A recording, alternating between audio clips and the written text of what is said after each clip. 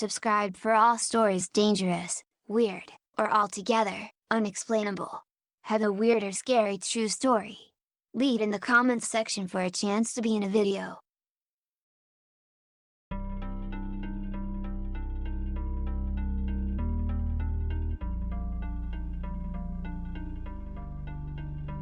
I feel like this will get buried, but when I was in primary school, this old man used to work on the playground. He'd just monitor the children and make sure everything was okay. He'd always invite me over for dinner and used to talk about his wife who was at home waiting for him to get back.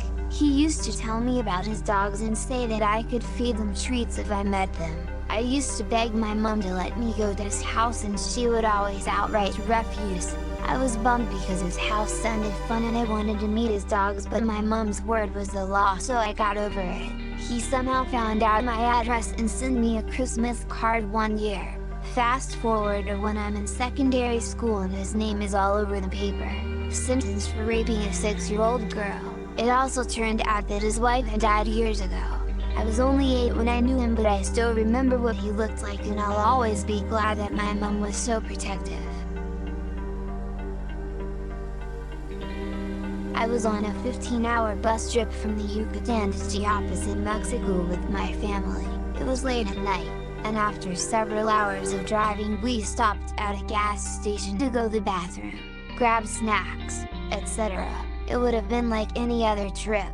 However, I noticed there was an unusual amount of police. When we got back on the bus, the driver informed us that the police had received a tip that our bus was being targeted for a robbery by Mexican bandits. They would escort us. We drove and drove for hours up a nauseatingly winding road, on the side of a cliff.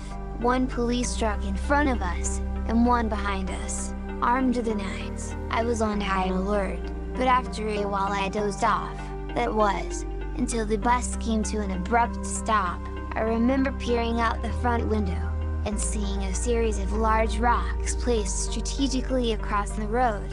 Everything was dark, save these rocks being illuminated by the bus lights. If the police hadn't been there, this is what would have went down. Step 1. Bus driver disembarks, tries to remove rocks. Step 2. Mexican bandits kill bus driver, or holds hostage. Step 3. Bandits board bus. Step 4. Rob, rape, kill. I was 17 years old, white-looking female. I'm a halfie, and the rest of my family is Mexican, or looks full Mexican. And even then I knew what would have happened to me. Kidnapping for ransom would definitely not have been out of the question. And rape the high guarantee. We were in the middle of nowhere on a bloody fucking mountain. If the police weren't there, would I be here to tell this story? Probably not. Watching my big dog get hit by a car and go flying through the air while my neighbor's bigger dog got ran over and tumbled again and again by the same car at the same time. Bumpers were ripped off and pieces of the exhaust were all over the road. I was 10 years old, home alone, and had to run into my neighbor's house to tell them their dog was unconscious and lying in a pool of blood. P.S. Both dogs lived, but it was a long recovery for both. I was standing in front of the oncoming car, on the side of the road. It's burned in my memory. P.S. There was woods on both sides of the road and the dogs were chasing each other. I couldn't have known or prevented it.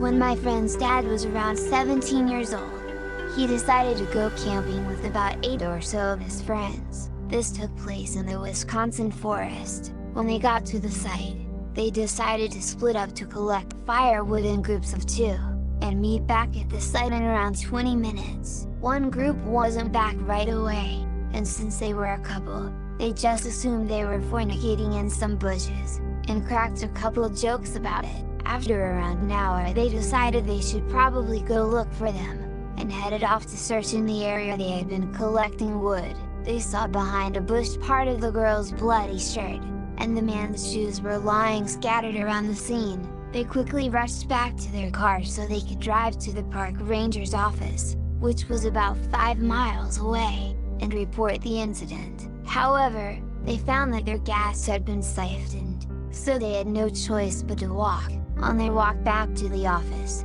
they saw a semi pass by with one driver and two faces pressed up against the window, which they believe were their friends begging for help. The two friends were reported missing and have never been found to this day.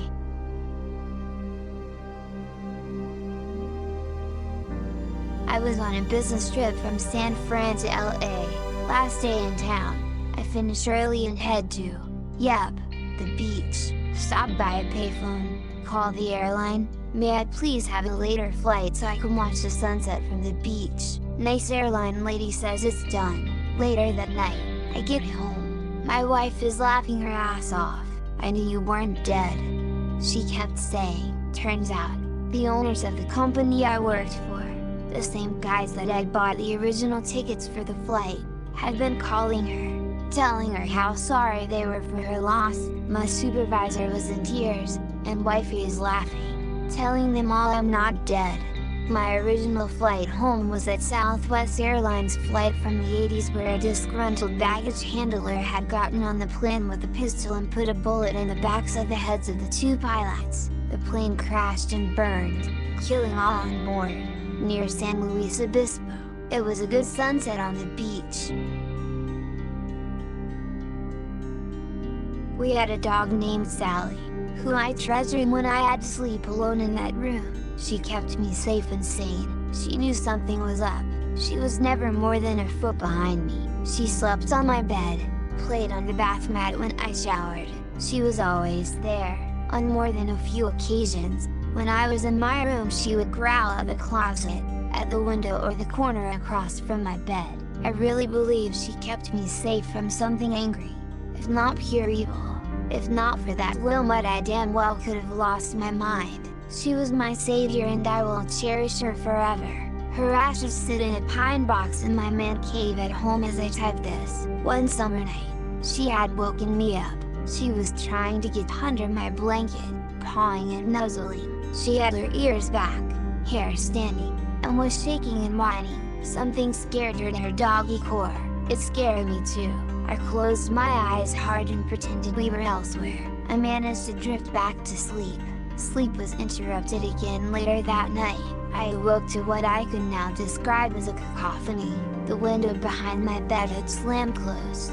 I opened my eyes in surprise. The old computer was on. It was a DOS computer, for you kids. There wasn't a graphic interface. You had to type in commands to open programs. The keyboard was clicking away with random characters typing onto the screen. I howled in fear. I cried for my mom and dad. Mom tells me she thought I was being murdered. My still skeptical dad came rushing in. He saw the computer, saw the characters appear on screen, heard the mechanical clicking of keystrokes. He lunged at the power supply and turned it off. The computer remained on for just a few seconds, but it seemed like forever. As the screen went dead, there was this noise. I still can hear it when I'm alone in the dark. It was this guttural groan. It sounded as if someone was being choked with lungs full of water. It was the most frightening thing that happened. Then the clicking stopped, as did my father's skepticism. Years after, when the internet was burgeoning, I did some research with my brother. Turns out in 1900 or 1901, I don't recall exactly, the area was hit by a hurricane. It was one of the largest civilian loss of life events in American history, only to be beaten by Hurricane Andrew. The base we lived on was hit terribly hard with hundreds of deaths in a small area. I think that last moan I experienced with my dad came from a drowning victim's lost soul. I can still hear it. It still chills me every time. Edit. Just looked again. It was Hurricane Galveston in 1900. To this day it remains the deadliest natural disaster in US history. I was with my friend outside at 2 a.m. or so playing basketball on his street. All of a sudden, I get the feel of dread. I flick my eyes over at my friend and he is staring at me. I say let's go inside and he replied yay, let's get the fuck out of here. All of a sudden, I'm looking over his shoulder and there is a big car, Escalade, suburban type, coming towards us. I turn around and there was one coming from behind me too. We looked at each other again and instinct kicked in. There is a field to the side of his house with a chain link fence around it. We are both pretty large, 6 feet 220-ish, but we climbed up and over that thing so fast. We dashed across the field as 3 people jumped out of the 2 cars and headed towards the fence. We climbed over a second one just as the people got over the first one. There is a freeway right next to his house, so we climbed up the hill to get to it. We loved climbing the hill, so it was easy for us, but the people had a hard time. We ran along the freeway wall as they struggled to get up the hill. The part that almost turned me to stone though, as we were running, we heard a gunshot and leaves above us being whipped through. My veins turned to ice. We got enough of a lead to call the police. We looped back towards where we started and the cars were still there. The police showed up and got the people as they tried to drive away. The 3 people chasing us consisted of 2 men, late 20s, and a woman early 20s. They were wanted members of a crime ring that was kidnapping children and raping them plus using them for other things. Just thinking about it makes my blood chill and my arm hairs stand.